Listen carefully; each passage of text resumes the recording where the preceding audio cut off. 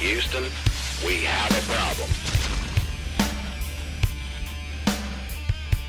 You're watching VTV.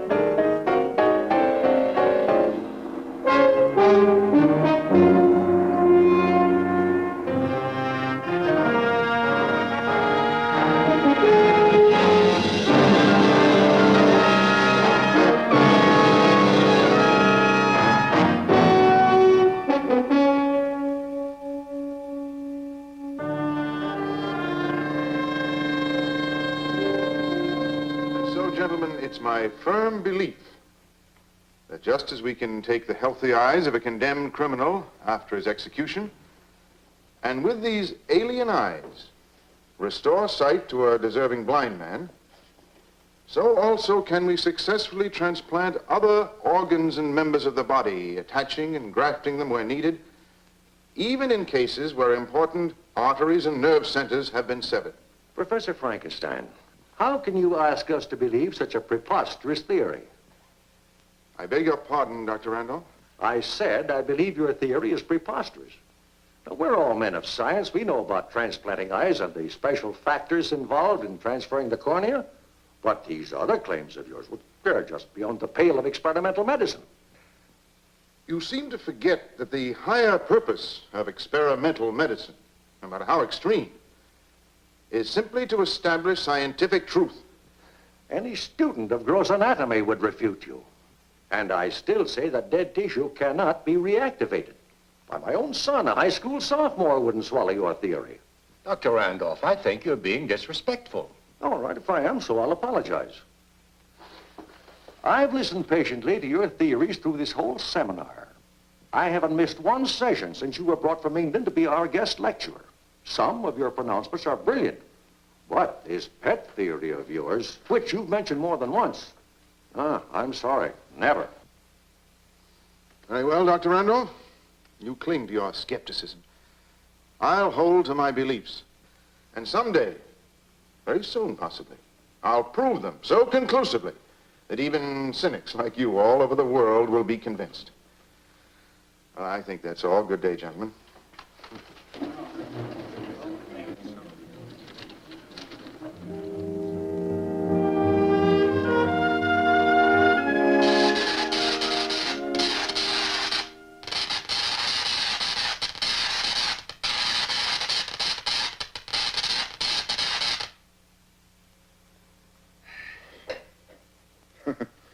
Patience, Dr. Carlton. Did you check the sweet voltage? Probably not. It seems that Dr. Randolph's remarks upset me more than they did you. Weren't you disturbed at such insolence? No. No, as a matter of fact, in some ways, I'm rather grateful to him. He forced my hand. And since you defended me so valiantly, and you're my close ally and fellow worker, our hand. Our hand? Yes. You've always supported me in all my theories in experimental medicine. Now you can help me prove them. How? Dr. Carlton, I plan to assemble a human being using parts and organs from different cadavers. You mean take one person's hand and another's leg? Yes, why not? Simply an intelligent adaptation of the principle of selective breeding. After all, if you breed morons, you beget morons. But when brilliant people mate, There are still risks, throwbacks. I eliminate all risks. I'm carrying the principle of selective breeding one step higher. You mean, of course, under the sponsorship of some medical institution. No. On my own. Right here, my own laboratory. You can't be serious. You don't dare.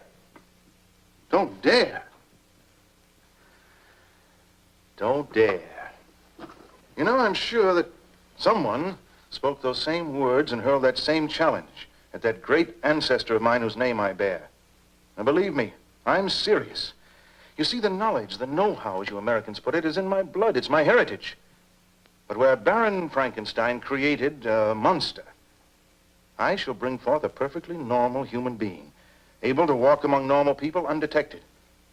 I'll point the way to perfection in the human race.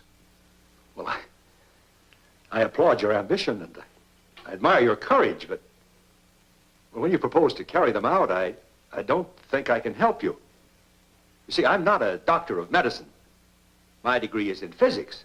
I know all about your qualifications, your research, your studies in X-ray, and that's exactly what I need. I'll provide the surgery. You'll provide the electronics.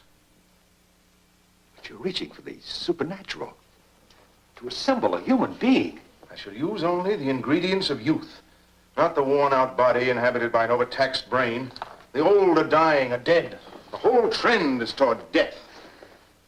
But if I'm successful, if I can create out of different parts a youth whom I shall instruct and control, I'll prove that only in youth is there any hope for the salvation of mankind.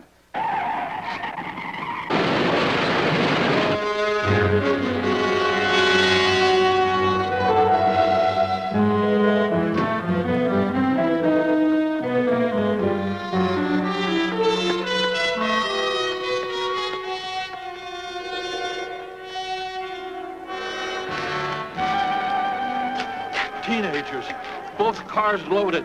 Back from a party, I guess. Head-on collision. What a crash. I was right behind them. Jammed my brakes on as fast as I could. Seems to me I saw one kid thrown clear in the air. Over there somewhere. I'll call the police. Did you go over to him? Oh, not me. I can't look at that sort of thing. That kid would bleed to death before the police get here. I think he's had it. Terrible. Terrible.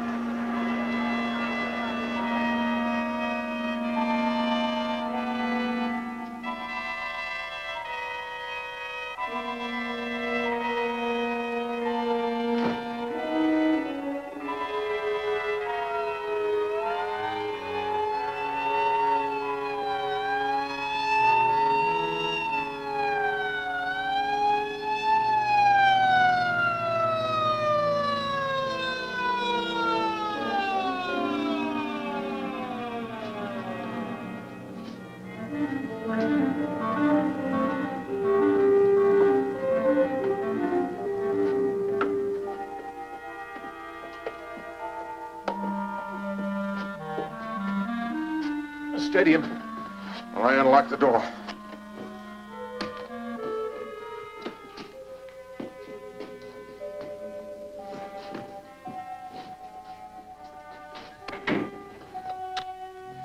How do you think you'll get away with this? Stealing a body. With both cars completely burned in the crash, they won't be able to check. Stop shaking.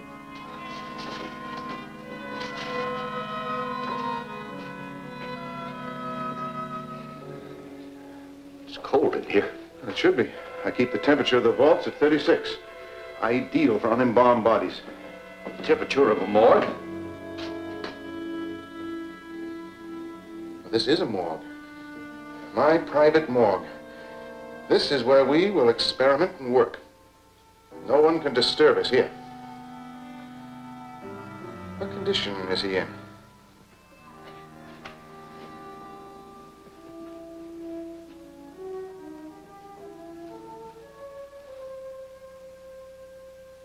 Tell me, what condition is he in?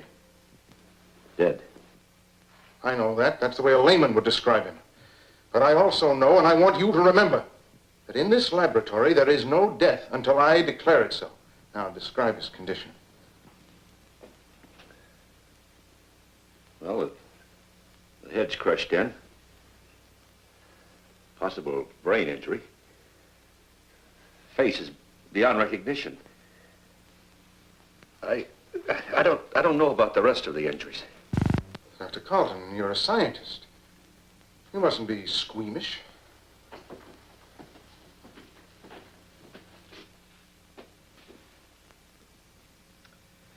I've seen worse.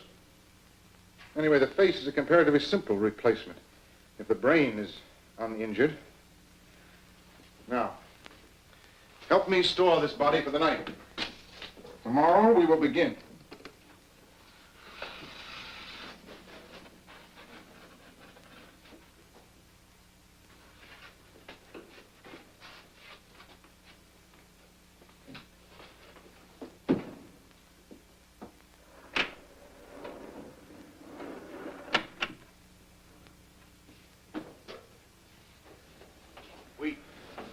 We'll need equipment.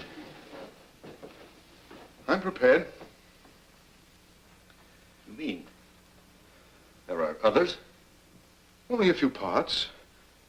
Normal preparation for an experiment that will determine the fate of the world. Electrical equipment also. I've been assembling necessary parts for some time. As a matter of fact, in every city where I've lectured, I've made it a point to purchase one or two things that we'll need. We're quite ready to put everything together for our experiment. Professor, perhaps you'd better try and find another assistant. I don't think I have the stomach for this. Dr. Carlton, don't underrate yourself. I'm the best judge of your qualifications. I need you. And you need me. After all, that other experiment that you assisted me in about a month ago made you my ally. Of course, I could use another and uglier word, accomplice, but I won't. But when you started that, I didn't know. You made me believe that you were writing a book. Now you know I wasn't. And remember, it's too late to retreat. Now, I don't want to hear anything more about it. We're in this together.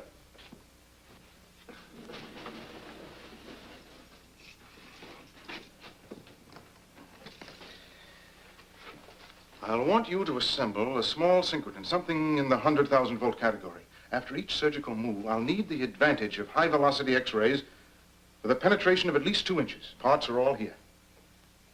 You do as I say, and you will share in the greatest experiment science has ever made. Well, Carlton, I think we'd better go and change our clothes for the party.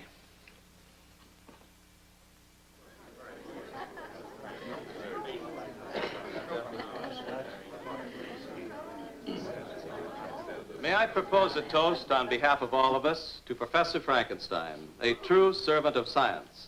And may I add that we'll miss his stimulating lectures when he has to return to his native England.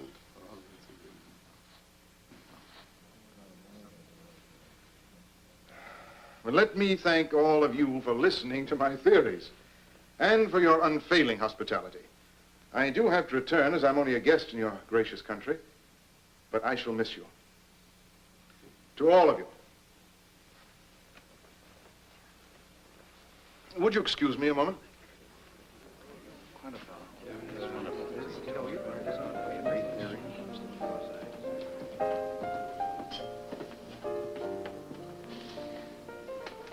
Margaret, you didn't join in the toast.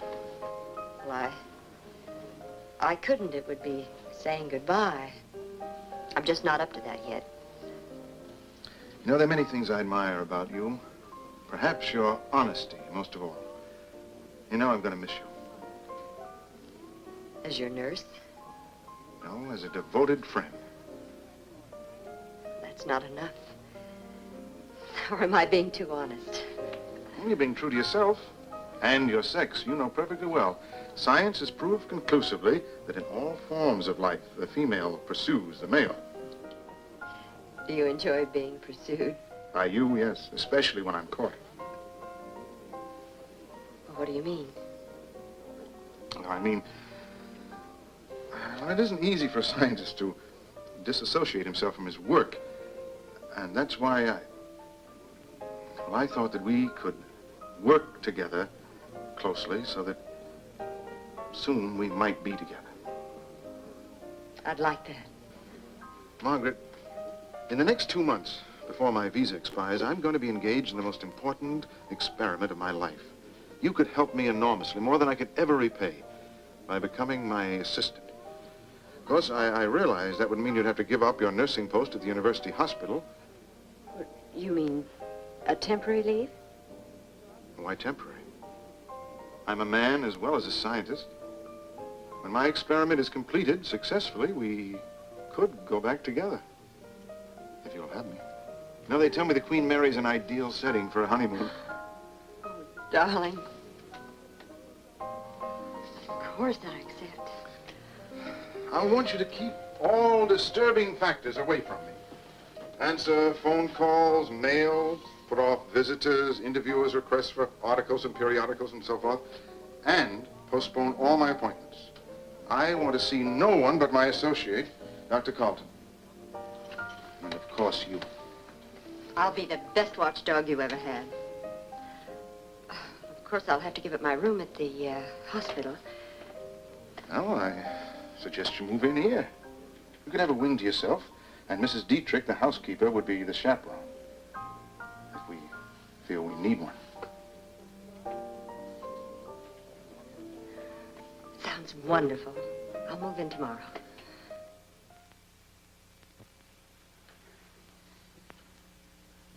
His hands and the right leg, practically up to the knee, are completely crushed. You'll have to amputate. Yes. Above the carpal bones and, well, below the patella. Yes, they'll have to go. Here, apply the cathodes. Activate him first. But why? In this frozen state, he won't feel anything. I want him to know and feel pain so that when I alleviate it, he'll also know gratitude. Now, change his body temperature to normal. What I create, I must control. Go on, activate this body. I'll begin with 50,000 volts.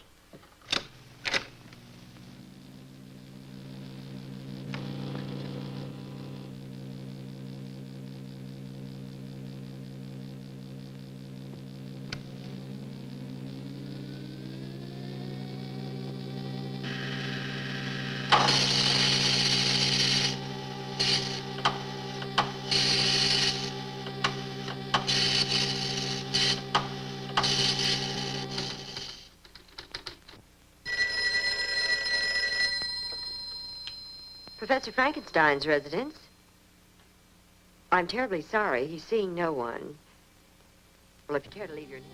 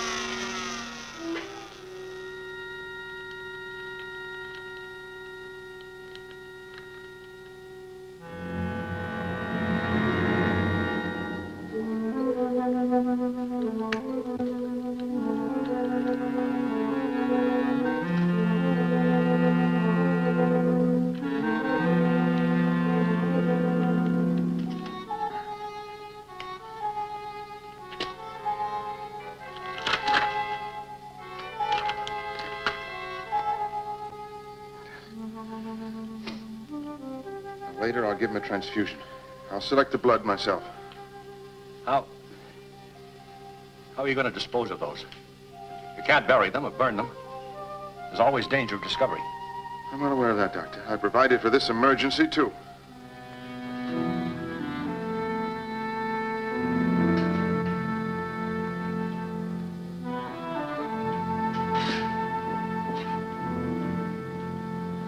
Come here.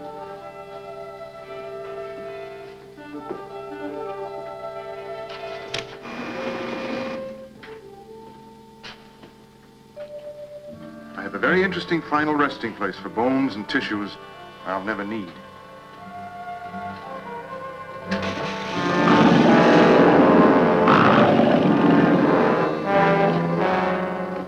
Now I have to get 2 hands and a right leg. Believe me, I'll see to it that the replacements are an improvement over the originals. Oh, my dear doctor, you look as if you could stand a drink. What? The scattered and partial remains of the Plymouth track team wiped out 2 days ago when a chartered plane attempting a landing in a thick fog crashed into the wild mountainside will be interred this afternoon in Fallbrook Cemetery. Poor boys. Oh, tragic. All those fine young athletic bodies, all those hours of training for strength, speed, endurance, gone to waste.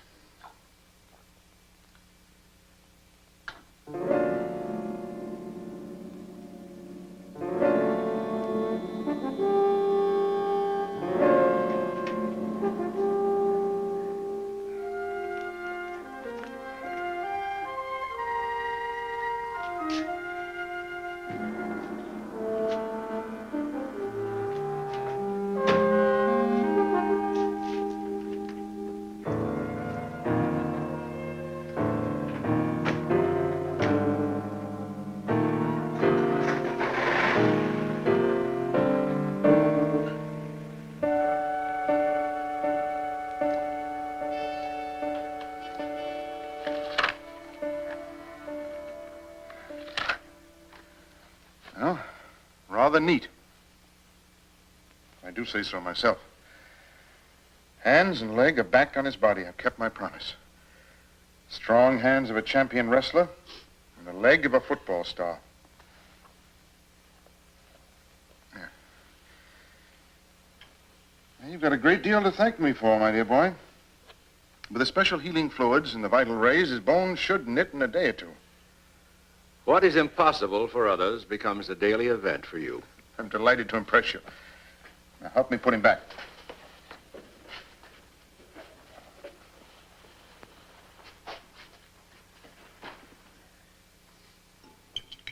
My, that was a nice dinner. It's excellent roast, didn't you think so, Margaret? I don't enjoy food the way you do. Maybe you need a little more exercise. The doctor and I work so hard, we're ravenous. Will you excuse us, my dear? I have some voluminous notes to complete. What's the matter? You're sulking. Good night, Margaret. Good night. Well, how do you think I feel being left alone all day? And in the evening, you either lock yourself in your laboratory with your experiment or you spend hours in your study writing up your notes.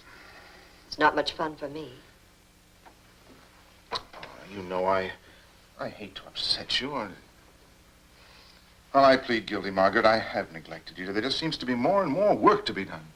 The pure, clear flame of science, as Huxley put it, is a hard taskmaster.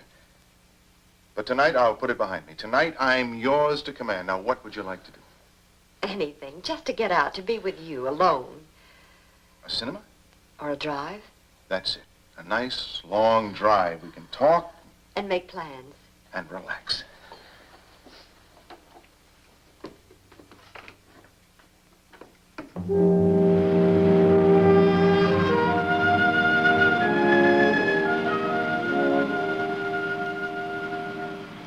Over there.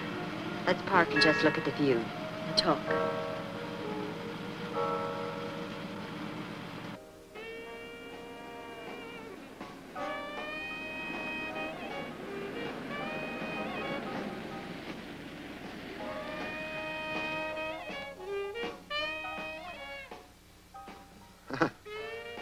Seems like others have the same idea. They come up here for some quiet necking. It's a lover's lane. Oh, that's interesting. Sort of a private preserve for teenagers, huh? I suppose as adults, we're lucky to find a parking space. But we'll turn on the radio and do what the teenagers do.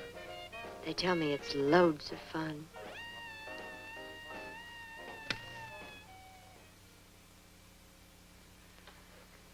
Good morning, my boy. Come, my boy. Say good morning to your creator. Speak. You've got a civil tongue in your head. I know you have, because I sewed it back myself. Yes, and all healed up very nicely, if I do say so. Perhaps, Professor, it's too soon for him to speak. Nonsense. With all the surgical skill and the vital rays lavished on him, he should talk like a congressman at a filibuster. Now, come on, my boy. Say good morning, and say it to me. You do have vision, you know, at least in the one eye. And your brain is intact. We'll improve it in time, but no malingering now. Now, come on. Watch my lips. Good morning. You must speak, because time is desperately of the essence. Are you sure you're not rushing him? It's only a few days since... No rank nonsense. He can hear and he can understand, and he must learn to coordinate so he can speak. Hear me very carefully. I command you to watch my lips and repeat after me. Good morning.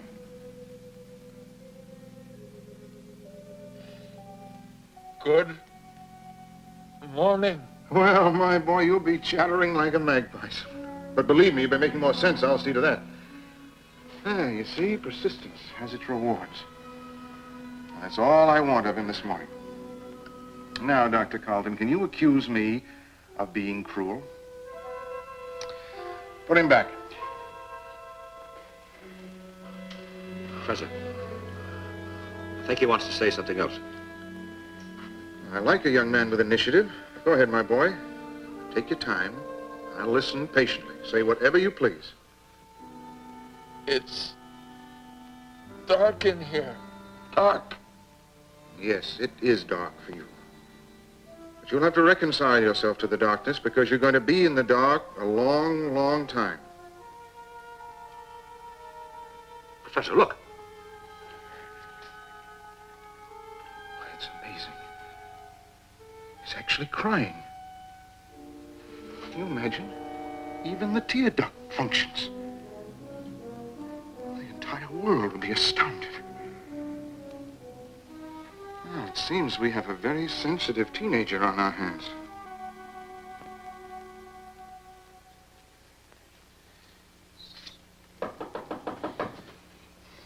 Come in. I can't. The door's locked.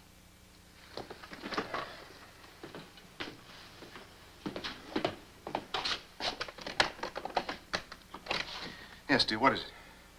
Well, aren't you going to let me in? It's your fiancé, not the police. Of course, come on in.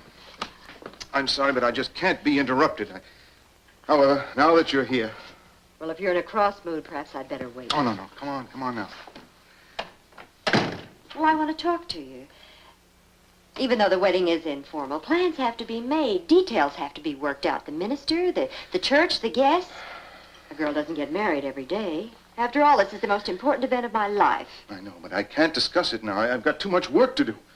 Right now, the most important event in my life is my experiment. You don't have to tell me that. I've never seen such an example of devotion. By the way, dear, what is your experiment? Until I'm successful, it's a deep secret. Even from your future wife? Even from my future wife. When the right time comes, you'll be the first to know. Well, if you won't tell me, I might have ways of finding out for myself. Such as? What ways? Tell me! Answer me!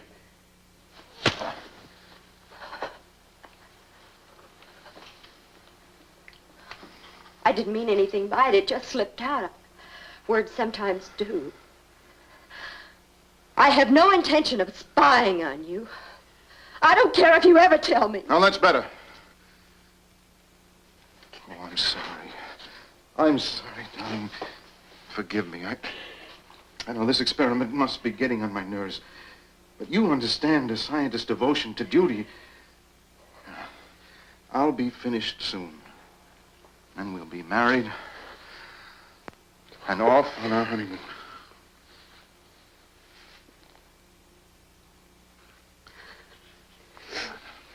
Let me dry those tears. You forgive me? Yes, of course. I'll leave you to your work now.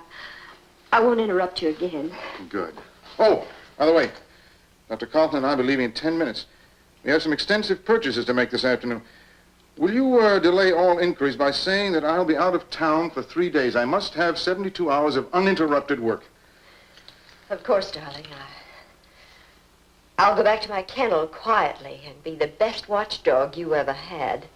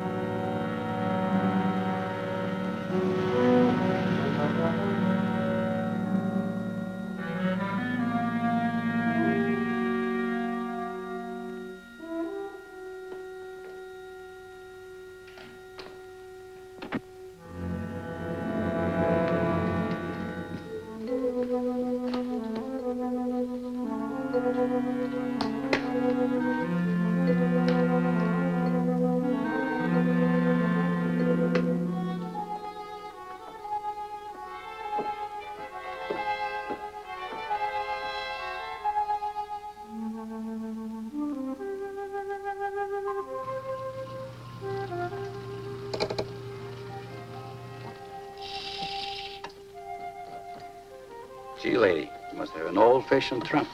I never seen a key like this since I left the old country. Thank you.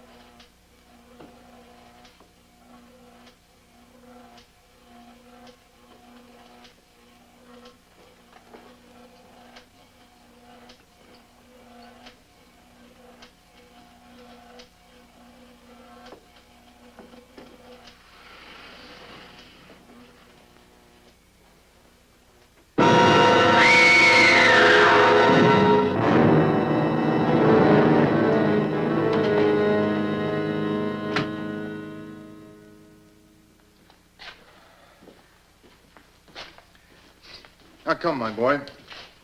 If we're going to impress a skeptical world, we'll have to make faster progress. Watch my lips. Observe them carefully, each and every move. They will guide you. Yes. Yes, sir, would be preferable. In England, you know, we have a little more respect for the older generation. Yes, sir. That's better. Better articulation, too. Now, concentrate.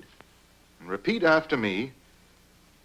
Beware of false prophets, which come to you in sheep's clothing. Beware of false prophets, which come to you in sheep's clothing. But inwardly they are ravening wolves. But inwardly they are ravening wolves. Very good.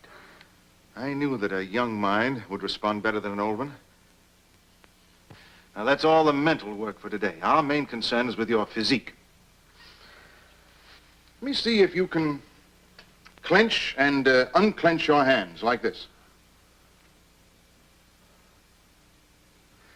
You do that 100 times each day. I want you to enjoy equal power in both hands. But remember, I am the one to tell you when and against whom to raise them. I will obey you. Yes, I'm sure you've learned that lesson, too. Now your new leg. Stand up in it.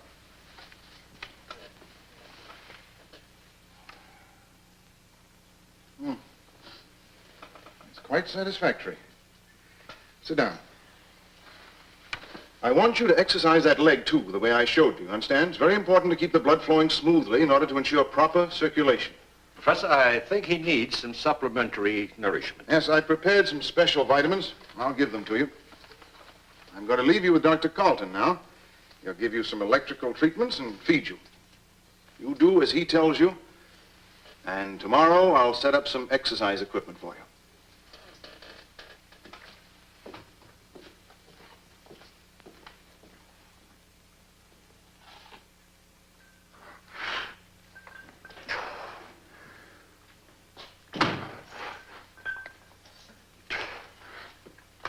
Excellent, my dear boy. Excellent.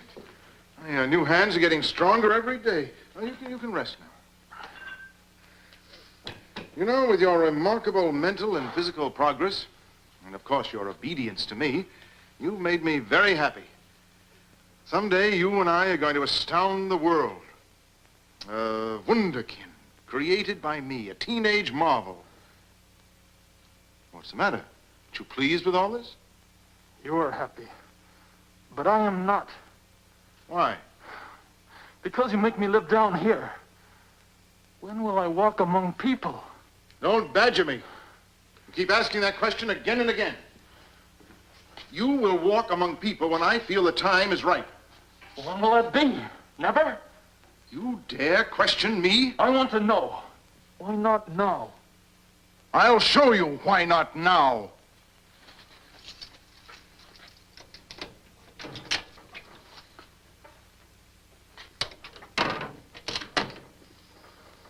Turn around.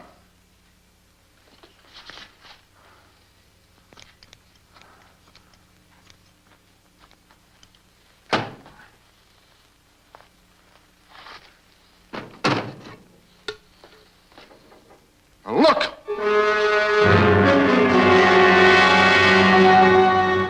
Now you know. But I don't want to be locked up. In that case, I'll leave your face the way it is. I'll make sure you don't leave until I'm prepared to give you a new face. Look again, my boy. You'll be glad to stay here until I make you fit to go among people.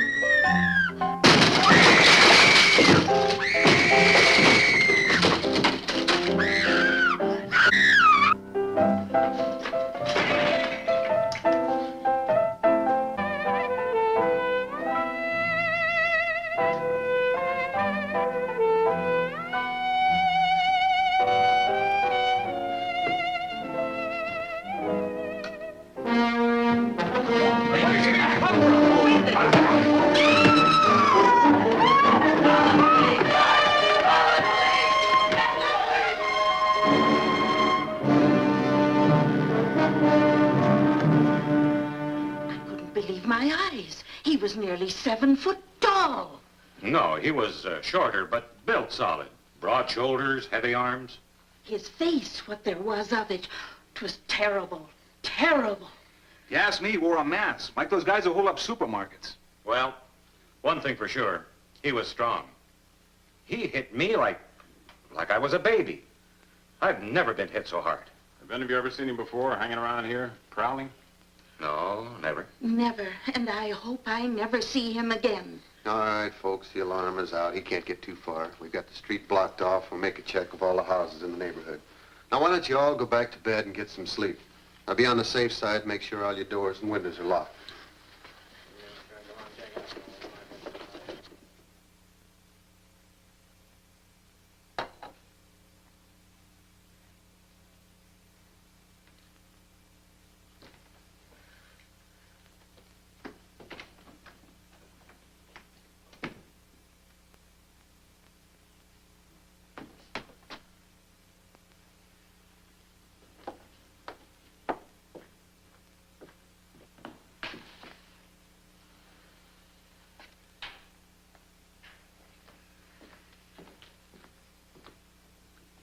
Then it was you. I had to get out. I wanted to see people. But they saw you. Yeah. Now you know the truth. Yes, I frightened them. Everybody who saw me, they ran. I told you they would. But I didn't mean to hurt. Hurt? You killed a young woman. You've got the police down about our heads like a pack of baying dogs. By disobeying me, you not only endanger our lives, but you put my whole experiment in jeopardy. I didn't know. From now on, I'll obey you. It may be too late. As a matter of fact, in order to protect myself, I should do away with you altogether, destroy you as dangerous evidence. No, please don't. I'll do what you say. You better. There's a slim chance I may still be able to cover up for you. But from now on, you do exactly as I tell you. I will. Now, not a sound out of you. Until this danger blows over, I must keep you absolutely silent.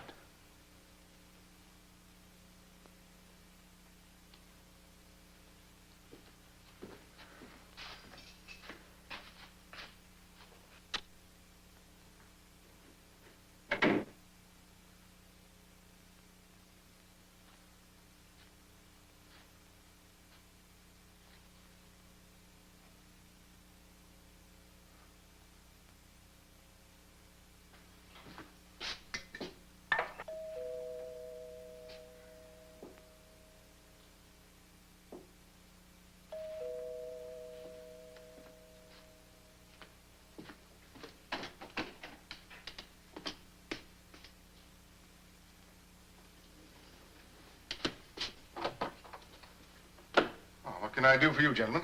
Sergeant Burns. This is Sergeant McAfee, homicide. May I have your name, please, sir? Professor Frankenstein. Just making a house-to-house checkup. Oh, of course. Won't you gentlemen come in? We won't take up much of your time. It's about this fiend that's operating in this neighborhood.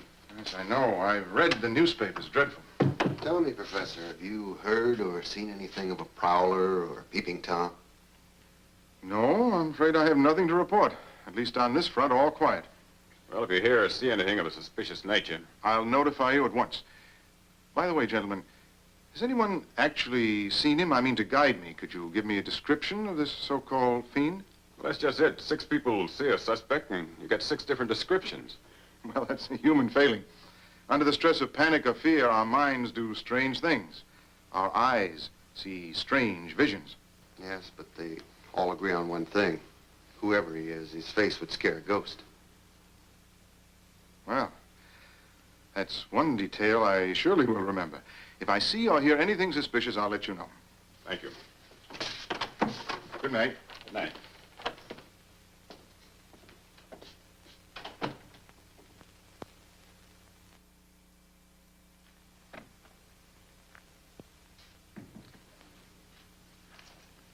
Margaret, who is this man? Oh, darling, this is Mr. Saxton. He's from a jewelry company. Saxton and Sons. We're the oldest firm. What's he doing here? Well, I asked him to come. With the big day drawing close. Come on, dear. I need your help to select an engagement ring and a wedding band. We have some excellent sets, sir. Won't take but a moment to show them to you. Now, that 3-carat square cut, without a flaw, the one your fiancé is wearing, with wedding ring to match. We call that set Joy in Mayfair. Why, all the very best people are buying it. I don't care what the best people are buying.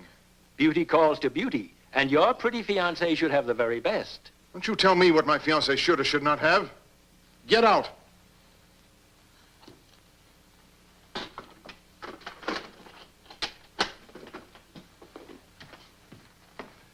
Perhaps another time. Just get out.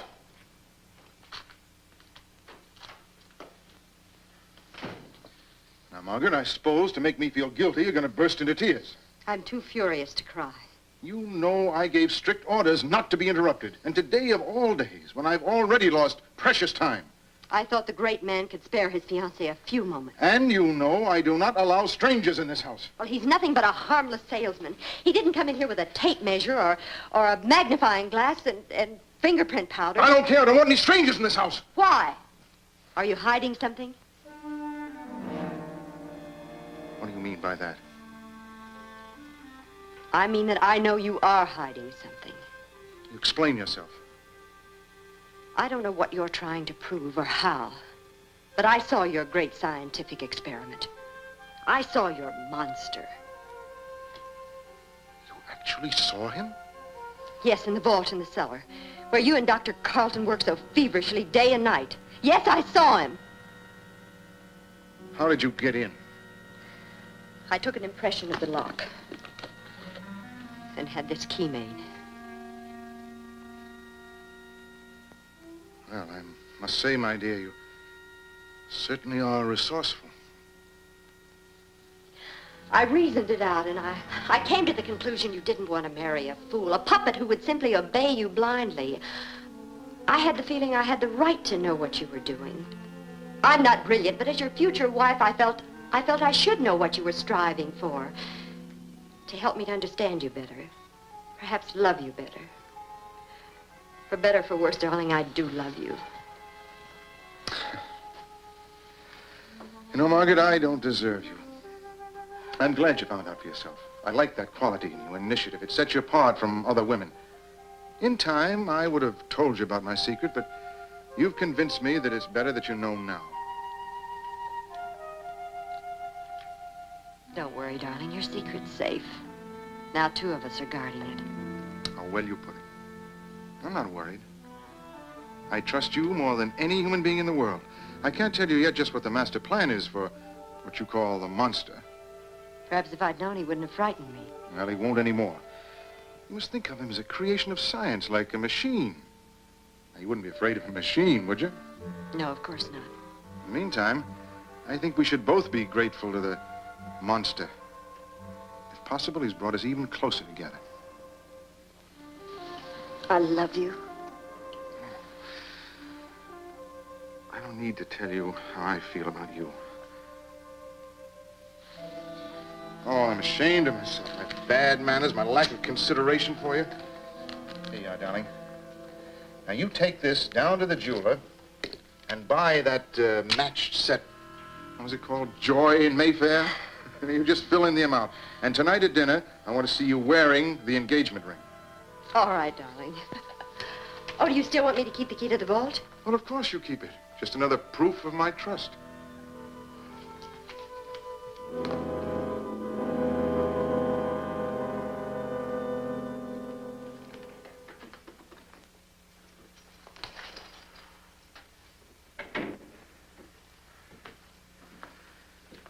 Well, my boy, I think we're safe.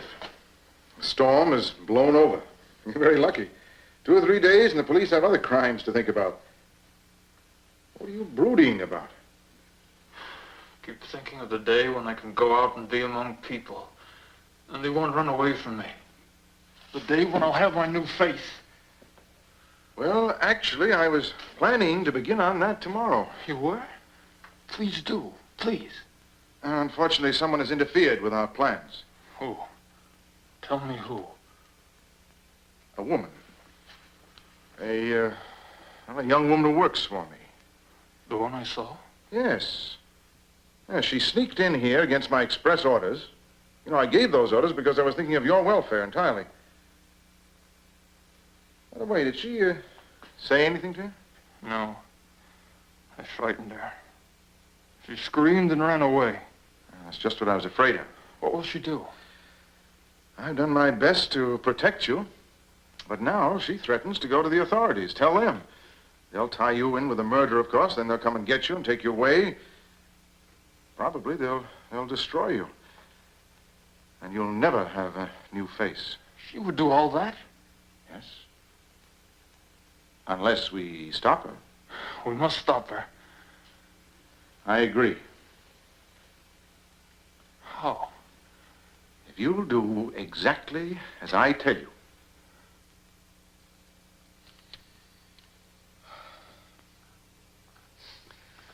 Darling, I'm afraid I'm going to need your help. Of course, dear. Telephone calls, errands, dictation. You certainly have a good eye for trinkets. You call that a trinket? The last thing I do at night and the first thing I do in the morning is look at it.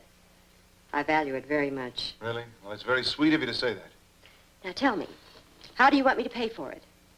Pay for it? Well, I mean show my gratitude. Oh, I'm sorry, darling. You were about to ask me to do something for you. Oh, yes, yes. Well, this is it. As you know, Dr. Carlton had to leave town to buy some new parts for our synchrotron. I'm afraid he may be gone for 2 or 3 days. Well, so long as you're here, I won't miss him. I will. I mean, as my assistant. And that's where you come in. Will you be my assistant? It's feeding time for our young man. Well, of course, dear. You're not afraid? No. He's as gentle as a baby at feeding time. You're sure you're not afraid? I'll regard him the same as you, a creation of science. I'll go along. I'll help. Good. The hypodermic and the fluid are downstairs. Shall we go?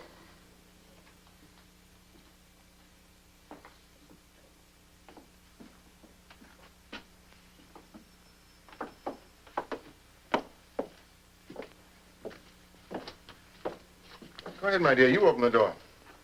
Use your own key, the one you so ingeniously had made.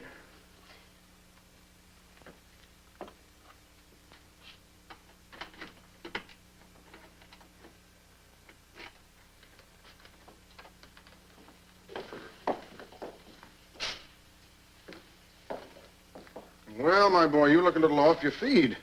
But I'll wager we'll soon change that, eh, Margaret? Would you get the hypodermic, dear? It's right there. It's sterile. Sit down, Margaret. Now, we have to find just the right spot at the vein.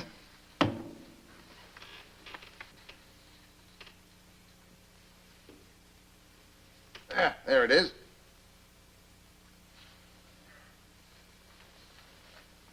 Don't worry, I won't hurt you.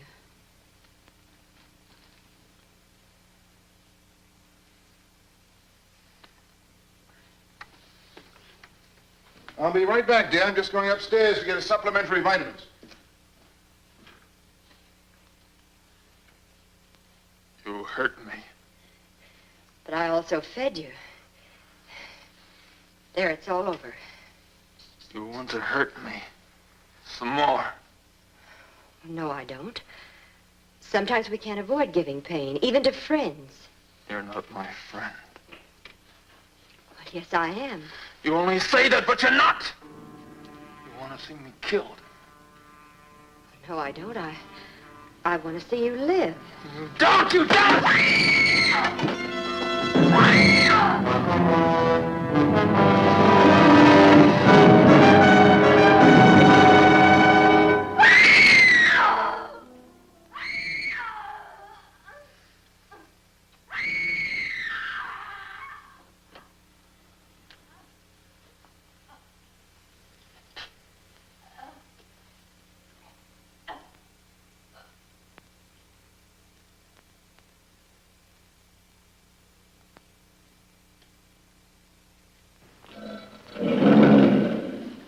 Poor Margaret. You've done your work well. You've earned your reward. My new face? Exactly. Tonight, I'm going to lead you out of this darkness. We'll go among people. Discreetly, of course. You'll be able to pick the face that pleases you. Then it will be yours.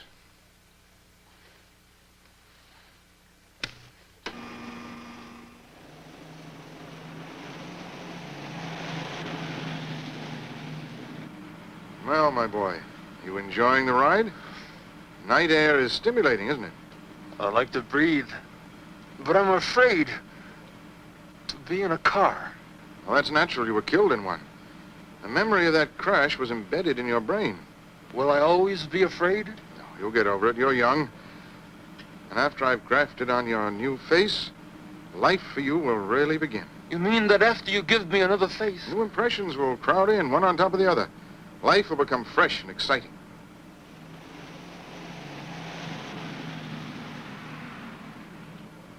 It'll take time and patience. But someday, after we have baffled the learned men of science, I'll tell the entire world the truth. How you were reborn. How I fashioned you from different parts, breathed life into you, pumped knowledge and wisdom into a brain that was hidden in a corpse. Then I'll be honored by the entire world, having brought mankind one step further in the eternal battle against death.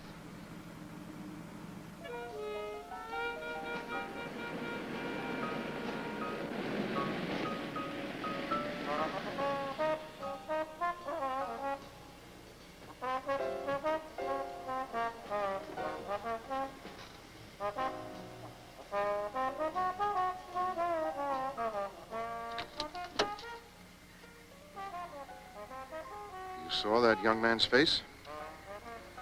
He's rather handsome, I thought. Even drugged by passion, it has brightness, intelligence. Does it meet with your approval? I'll be very quiet.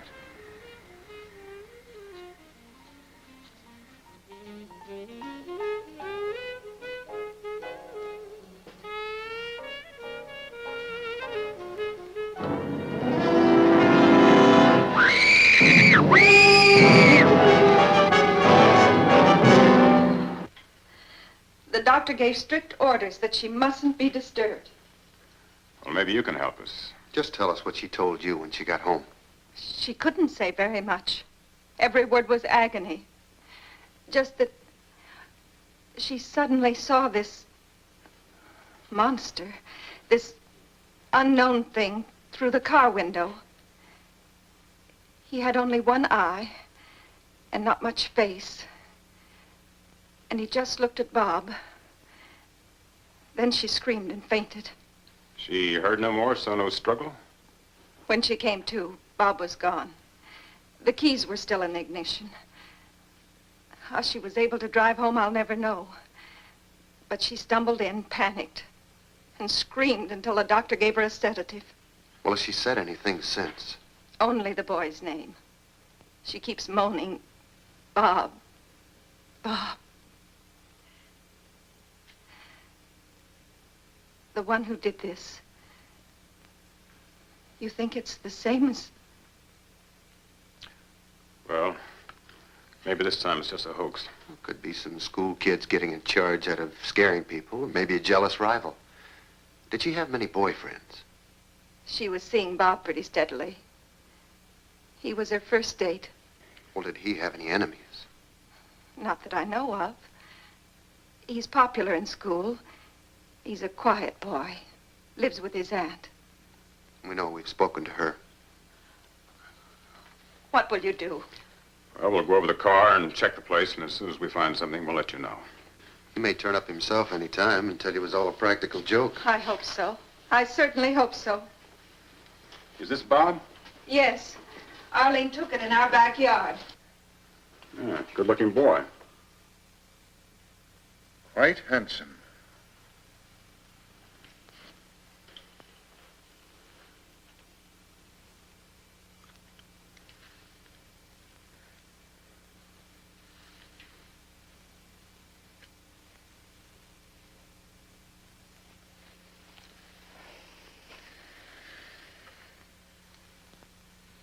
Quite handsome.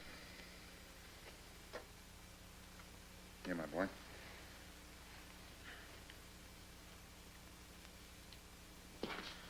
Well, all the new equipment is in the trunk of the car.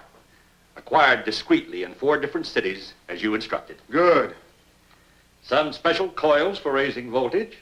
magnetic generators, and a variety of small parts. Excellent. We're prepared for anything. Now, as a small reward, let me pour you some of this sherry. It's really quite exceptional. Superbly dry. A caress to the palate. I quite agree. Excellent. You know, I can never understand the American passion for sweet wines. Barbaric. Well, give us some more time, Professor Frankenstein. After all, it takes centuries to become as civilized as you are. Oh, no, I'm not being critical, nor ungrateful. America's been very hospitable to me. And I think of what I've accomplished here, I shall remember it always with deep gratitude. By the way, what's become of your housekeeper, Mrs. Dietrich? Oh, I let her go. She had an offer from a wealthy invalid. It meant permanent security for her, and since I'm leaving in 2 days, well, we'll just have to fend for ourselves. And while I'm asking questions, and I hope this isn't indiscreet, where's your fiancée? Margaret is, gone. Disappeared. Ah, perfidy. Thy name is woman. Quit me cold.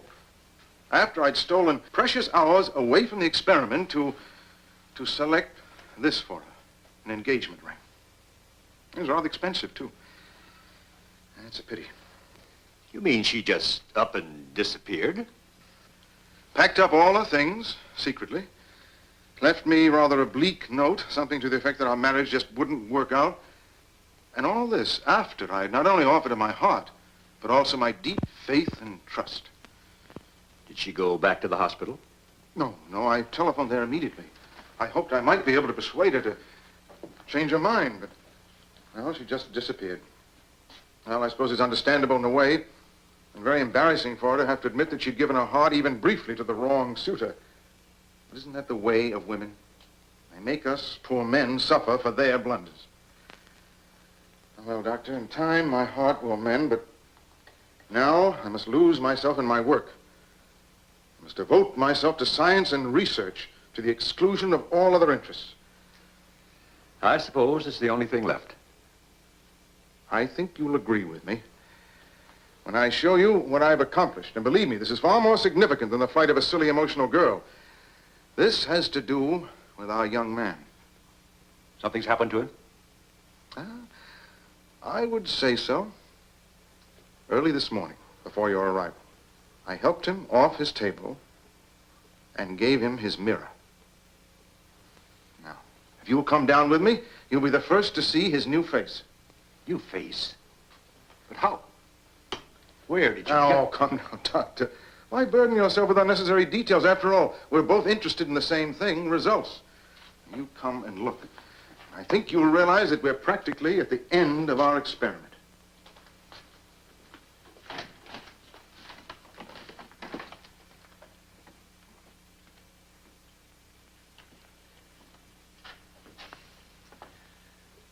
Show Dr. Carlton your new face. Amazing. Absolutely amazing. Why, when the stitches are out, he'll pass for a normal, quite attractive teenager. And you agree it's a success? Stupendous success. And what's more, no one will ever know. Well, I'm not so sure about that. After all, this new face wasn't grafted on from oddments. There's a chance of it being recognized, especially in this region. At any rate, I'm taking no risks. Well, what do you propose to do? I'll tell you, but first let me give him back his precious toy. There you are, my boy. Go back to reveling in your new face.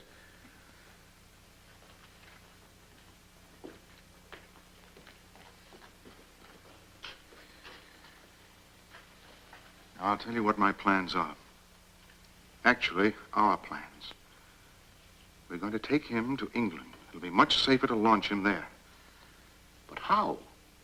You need a passport, identity, a name, and assuming that you can safely prove all those, you can't keep him locked up in the cabin for the whole voyage. And after we land, customs, immigration, well, we'll come up against all kinds of questioning authorities. How you do run ahead, my dear Carlton. How you do run ahead. Those packing cases over there are stamped electrical apparatus. Actually, that's what they will contain. The parts you just purchased and the rest that we dismantle. They seem large enough. Larger. Each one of those cases has a false bottom. I don't think I quite understand. I assembled him, didn't I? I disassemble him here, preserve the parts, and later, in England, I reconstruct him. In my London laboratory, I have the same facilities, the same equipment, and the same assistant, you. Can't do that. It's too inhuman. I can't be a part of such a fiendish plan. You can and you will. You've got no choice. And actually, there's no time to be lost.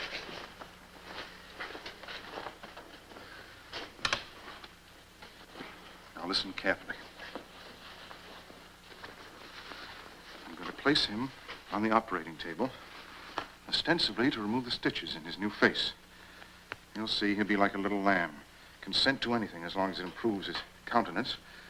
Only this time, I'm going to strap him down very firmly. I'll explain that it's necessary to ensure no distortions to his features. I'll tell him the slightest move may jeopardize his precious new face. I assure you he'll cooperate like an angel. After I've got him strapped down, I want you to inject a double quantity of sodium pentothal. And then he'll feel nothing. My dear Dr. Carlton, in 3 days, you and I will be walking the deck of the Queen Mary, enjoying the ocean breezes, the company of charming passengers, and relishing the holiday we so justly deserve. Go ahead. Prepare for the operation and get the hypodermic ready.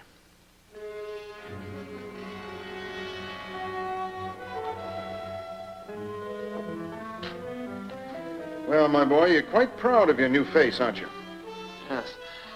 With it, I can walk among people. They can see me and not be frightened. Not quite. But after I've removed the stitches, no one will be able to tell a thing. Then your new face will be yours permanently. Let me have the mirror. Don't get on the table, my boy. We've got to get you ready.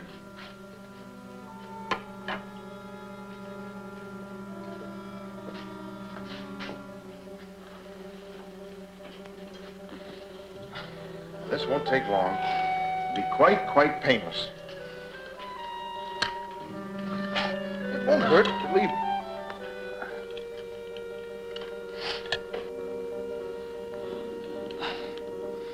Go ahead, give him the pentothal. No, I don't want that. I know what's best for you. No, you want to hurt me. Go ahead, silence him, fool. His arm's not steady. No, you won't.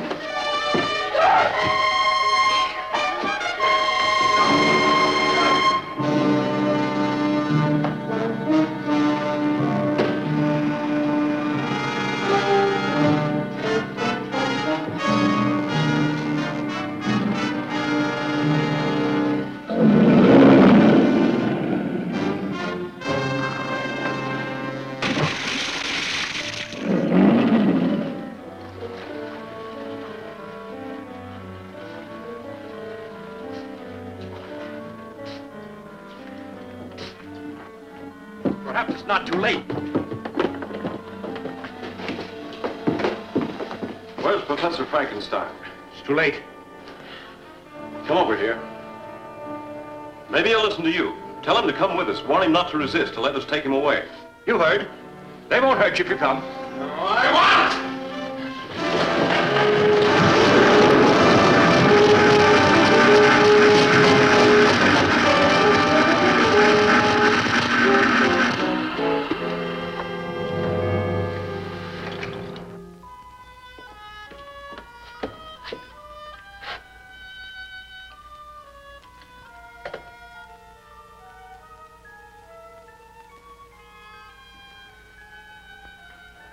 I'll never forget his face after the accident.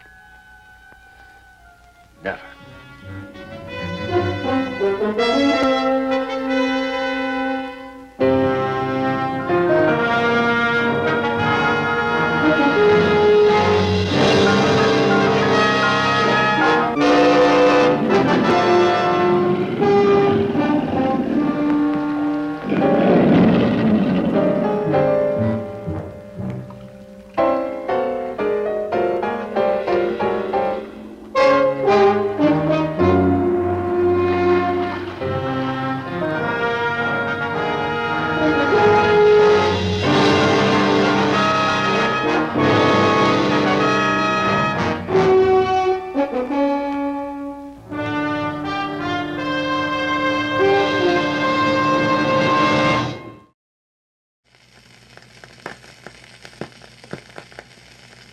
Thanks for watching.